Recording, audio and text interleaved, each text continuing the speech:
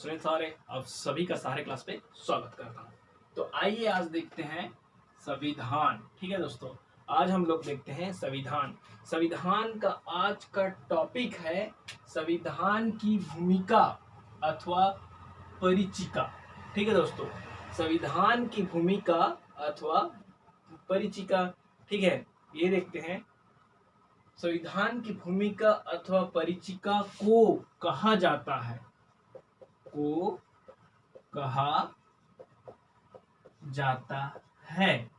ठीक है दोस्तों, संविधान की भूमिका अथवा परिचिका को कहा जाता है। क्या कहा जाता है वो बता रहा हूं मैं आपको। ये हो गया हमारा प्रस्तावना या उद्देश्य।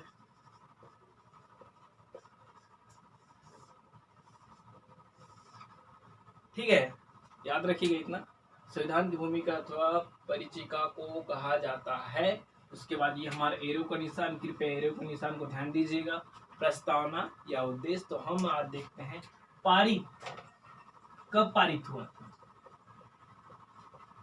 पारित हुआ था 22 जनवरी 1947 को। ठीक है दोस्तों, पारित हुआ था 22 जनवरी 1947 को। ठीक है, कहाँ पे पारित हुआ था? संविधान सभा में पारित हुआ था। कहाँ में पारित हुआ था दोस्तों?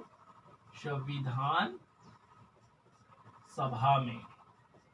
संविधान सभा में, ठीक है, पारित हुआ था। प्रस्तावना या उद्देश्य 22 जनवरी 1947 को।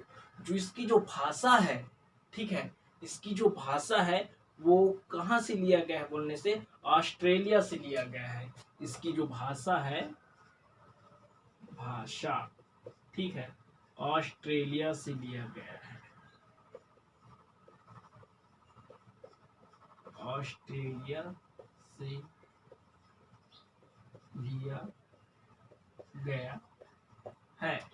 ठीक है, इसकी जो भाषा है वो ऑस्ट्रेलिया से लिया गया है। ठीक है, प्रस्तावना या उद्देश्य को प्रस्तुत किसने किया? मैंने आपको बताया था, नेहरू जी ने किया। ठीक है दोस्तों, नेहरू जी ने 13 दिसंबर 1946 को संविधान सभा में प्रस्तुत किया था। कब प्रस्तुत किया दोस्तों? 13 दिसंबर 1946 को संविधान सभा में। ठीक है, 13 दिसंबर 1946 को नेहरू जी ने संविधान सभा में प्रस्तुत किया था। कहाँ में प्रस्तुत किया था? संविधान सभा में। किसने प्रस्तुत किया था बोलने से दोस्तों? ये है हमारा नेहरू जी ने प्रस्तुत किया था। नेहरू जी, ठीक है, नेहरू जी ने 13/12/1946 को संविधान सभा में प्रस्तावना या उद्देश्य को प्रस्तुत किया था। ठीक है, कितना हो गया? आप देखते हैं नोट या फैक्ट। नोट, याद रखिएगा, नोट ये है, प्रस्तावना को संविधान का परिचय पत्र कहते हैं। क्या कहते हैं? संविधान का परिचय पत्र किसको कहते हैं? प्रस्तावना को। ठीक है, प्रस्तावना को संविधान का परिचय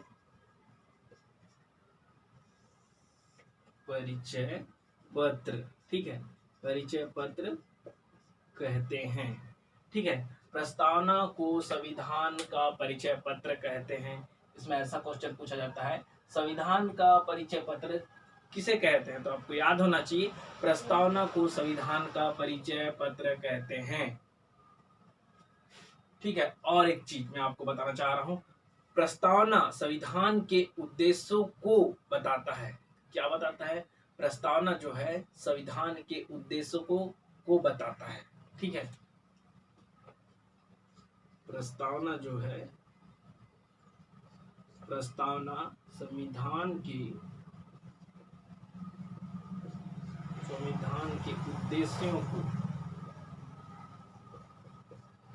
उद्देश्यों को बताता है। प्रस्तावना जो है संविधान के उद्देश्यों को बताता है। ठीक है, आप एक बार इसको देख लो किस प्रकार होता है। ठीक है, एक बार फिर देखते हैं हम लोग। प्रस्तावना को संविधान का परिचय पत्र कहते हैं। प्रस्तावना संविधान के उद्देश्यों को बताता है, वेरी इंपॉर्टेंट है। ठीक है, प्रस्तावना जो है दोस्तों, ठीक है, प्रस्तावना जो है भारतीय संविधान का संक्षिप्त परिचय है। क्या है? भारतीय संविधान का संक्षिप्त परिचय प्रस्तावना। ठीक है, प्रस्तावना जो है भारतीय संविधान का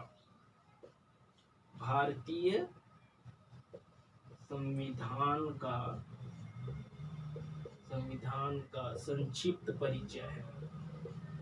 संक्षिप्त परिचय है। संविधान, भारतीय संविधान का संक्षिप्त परिचय कौन सा है, ऐसा पूछ जाएगा तो प्रस्तावना है। ठीक है, प्रस्तावना जो है संविधान सभा का, ठीक है, भारतीय संविधान का संक्षिप्त परिचय प्रस्तावना है। वेरी इंपॉर्टेंट है, आपको याद रखना है। ठीक है, अब एक चीज और मैं आपको बता रहा हूँ, अपनी समझ शक्ति। ठीक है, ये जो ठीक है, भारतीय संविधान की प्रस्तावना, ठीक है, भारतीय संविधान की जो प्रस्तावना है यहाँ घोषणा कर, क्या घोषणा करती है वो आपको मैं बता रहा हूँ। ठीक है, भारतीय संविधान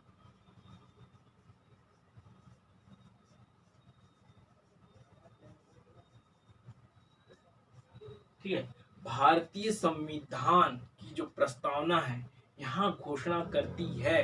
ठीक है, वहां अपनी समझ शक्ति जनता से प्राप्त करती है। ठीक है, संविधान की जो प्रस्तावना है यहाँ घोषणा करती है, ठीक है, कि भारतीय संविधान की जो प्रस्तावना है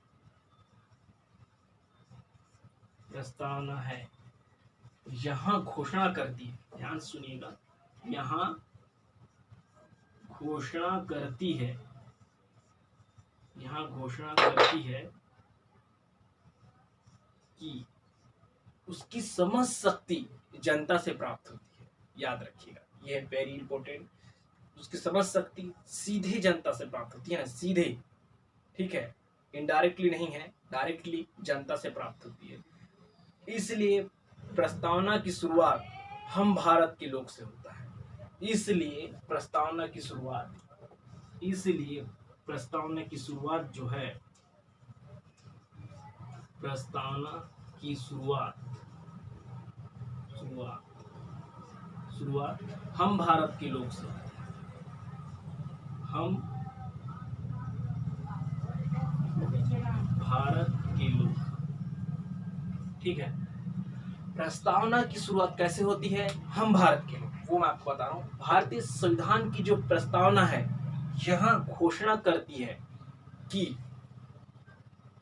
प्रस्तावना की जो शक्ति है वो सीधे जनता से प्राप्त होती है, सीधे रूप से जनता से प्राप्त होती है, डायरेक्टली जनता से प्राप्त होती है। इसलिए संविधान सभा का जो प्रस्तावना है, ठीक है, वहां प्रस्तावना है जो यहाँ प्रस्तावना की शुरुआत में, ठीक है दोस्तों, प्रस्तावना की शुरुआत में बोला जाता है हम भारत के लोग। ठीक है, प्रस्तावना की शुरुआत में बोला जाता है हम भारत के लोग। ठीक है, से स्टार्ट होता है, इस इंपॉर्टेंट है, क्वेश्चन में पूछा जाता है प्रस्तावना की शुरुआत। ठीक है, क्वेश्चन में पूछा जाएगा प्रस्तावना की शुरुआत कहाँ से होती है। ठीक है, हाँ, ये है हमारा क्वेश्चन, एग्जांपल दे रहा हूं मैं आपको। प्रस्तावना की शुरुआत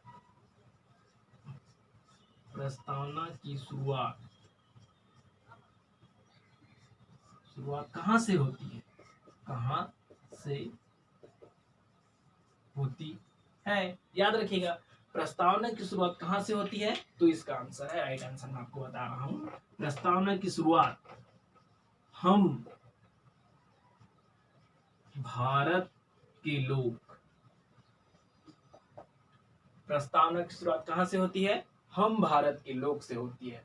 ठीक है, और एक क्वेश्चन यहाँ से भी बनता है। ठीक है, दूसरा क्वेश्चन मैं आपको बता रहा हूँ, इंपॉर्टेंट है। ठीक है, प्रस्तावना का जो उद्देश्य है, या प्रस्तावना का जो उद्देश्य है, उसकी भाषा कहाँ से लिया गया है? ठीक है, उसकी भाषा जो है ऑस्ट्रेलिया से लिया गया है। याद रखिएगा, प्रस्तावना या उद्देश्य, ठीक है, प्रस्तावना दे रहेगा क्वेश्चन में, उद्देश्य दिया रहेगा, उसमें भाषा कहाँ से लिया गया है बोलने से ऑस्ट्रेलिया से लिया गया है। और सबसे मेन इंपॉर्टेंट बात आपको ये याद रखना ही पड़ेगा, पारित किस डेट में हुआ था, और ठीक है संविधान सभा में प्रस्तुत, ठीक है प्रस्तुत किसने किया, नेहरू जी ने किया, ठीक है, कब 13/12/1946 को, 13 दिसंबर 1946 को संविधान सभा में नेहरू जी ने प्रस्तुत किया प्रस्तावना को, ठीक है। पारित हुआ 22 जनवरी 1947 को संविधान सभा में पारित हुआ। भाषा कहाँ से लिया गया है, ऑस्ट्रेलिया से लिया गया है, ठीक है। नोट इंपॉर्टेंट है, प्रस्तावना को संविधान सभा का परिचय पत्र कहते हैं। प्रस्तावना संविधान के उद्देश्यों को बताता है। प्रस्तावना भारतीय संविधान का संक्षिप्त परिचय है, ठीक है। भारतीय संविधान की जो प्रस्तावना है यहाँ घोषणा करती है कि उसकी समझ शक्ति सीधे जनता से प्राप्त होती है, ठीक है। इसलिए प्रस्तावना की शुरुआत होती है हम भारत के लोग से प्रस्तावना की शुरुआत होती है, ठीक है। आप एक बार इसको देख लो। देखते हैं दोस्तों, याद रखिएगा, वेरी इंपॉर्टेंट है। पहली बार, ठीक है दोस्तों, पहली बार अमेरिका के संविधान में प्रस्तावना को अपनाया गया था। प्रस्तावना की शुरुआत, प्रस्तावना को अपनाया गया था कहां से, ठीक है, वो पहली बार अमेरिका के संविधान में पहली बार प्रस्तावना को अपनाया गया था। This is very important, very very very important, ये चीज हमेशा आपको याद रखनी ही होगी, ठीक है। अब आगे बढ़ते हैं। संविधान की शक्ति,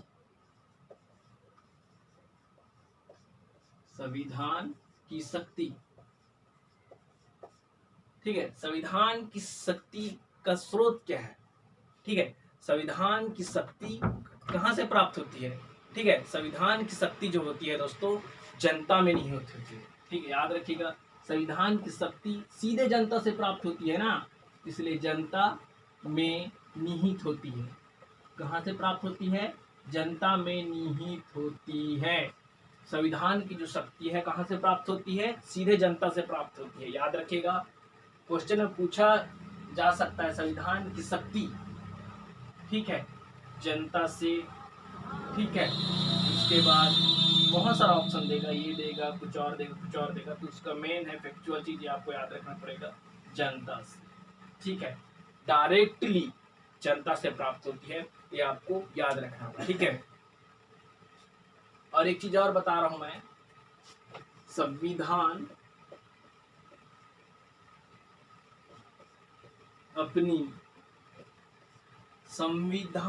अपनी अंतिम अधिकार, ठीक है, संविधान अपनी अंतिम अधिकार कहां से प्राप्त करती है। क्वेश्चन आंसर वही है, क्वेश्चन घुमा क्या रहा।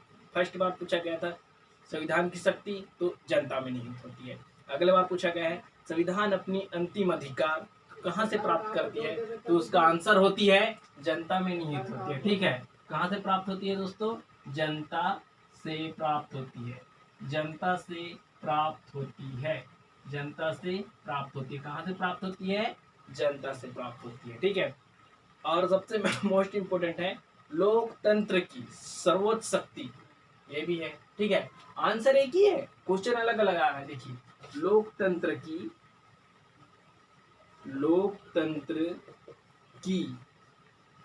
सर्वोच्च शक्ति, लोकतंत्र की सर्वोच्च शक्ति, याद रखिएगा, लोकतंत्र, इसमें पूछा क्या है, लोकतंत्र की सर्वोच्च शक्ति ये है जनता है, याद रखिएगा, ठीक है। जनता ही सब कुछ कर सकती है, जनता ही बनाती है, जनता ही बिगाड़ती है, याद रखिएगा, जनता है। क्वेश्चन यहाँ पे 3 ठोक बन गए, ठीक है, लेकिन आंसर सिर्फ और सिर्फ जनता है। दिस इज वेरी इंपॉर्टेंट, आपको ये चीज याद होनी चाहिए, ठीक है। अब हम आपको बता रहे हैं भारतीय संविधान की प्रस्तावना के प्रमुख शब्द कहाँ से लिया गया है? वेरी इंपॉर्टेंट है दोस्तों। भारतीय संविधान की प्रस्तावना के प्रमुख शब्द। अब हम आगे बढ़ते हैं, ठीक है।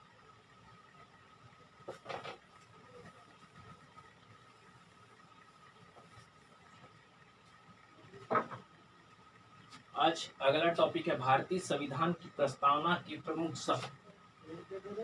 भारतीय संविधान, ठीक है दोस्तों, भारतीय संविधान की प्रस्तावना के प्रमुख शब्द।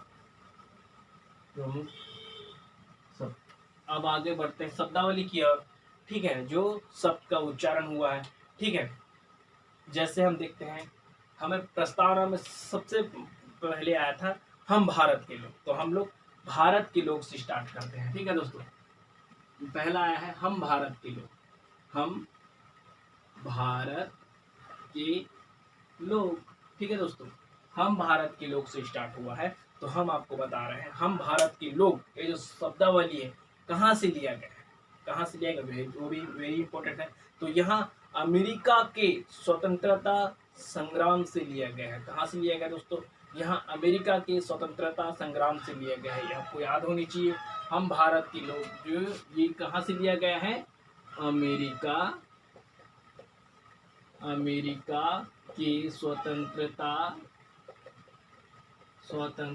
संग्राम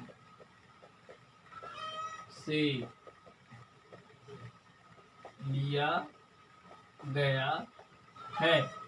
अमेरिका के स्वतंत्रता संग्राम से लिया गया है। कौन सा? हम भारत के लोग। अब हम लोग पढ़ रहे हैं भारतीय संविधान की प्रस्तावना की प्रमुख शब्दावली को हम लोग पढ़ रहे हैं। हम भारत के लोग अमेरिका के स्वतंत्रता संग्राम से लिया गया है। वेरी इंपॉर्टेंट है, क्वेश्चन में भी आता है, इसलिए हम आगे बढ़ते हैं, ठीक है। अब अगला है संपूर्ण प्रभुत्व, ठीक है, संपूर्ण प्रभुत्व संपन्न, ये भी एक शब्द है, तो आगे देखते हैं। ये हमारा हो गया संपूर्ण प्रभुत्व, संपूर्ण प्रभुत्व संपन्न,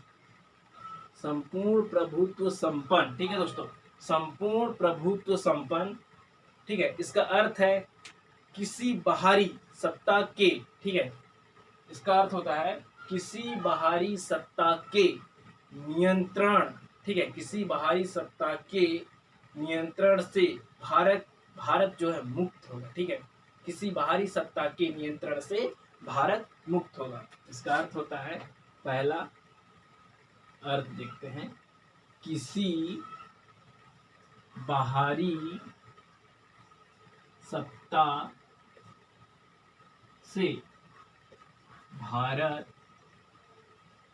मुक्त होगा।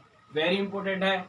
संपूर्ण प्रभुत्व संपन्न का अर्थ हम लोग देखें, पहला किसी बाहरी सत्ता, ठीक है, किसी बाहरी सत्ता के, ठीक है, किसी बाहरी सत्ता के नियंत्रण, इसको हम भूल गए थे, सॉरी, यहाँ पे देखते हैं बाहरी सत्ता के, यहाँ पे हम लोग देखिए नियंत्रण